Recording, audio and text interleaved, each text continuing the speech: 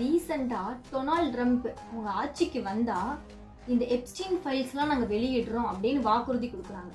அதுக்கான கட்டாயமும் வருது.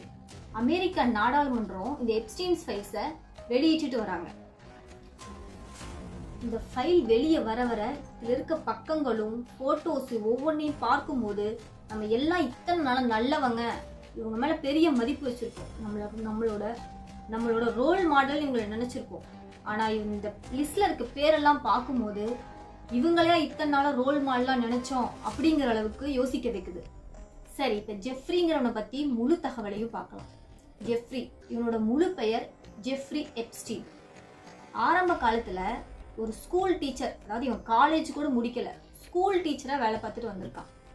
இவன் சின்ன வயசுலேருந்து ஒரு ஏழ்மை நிலையை சேர்ந்தவன். ஏழ்மைனா பரம ஏழைன்னே சொல்லலாம்.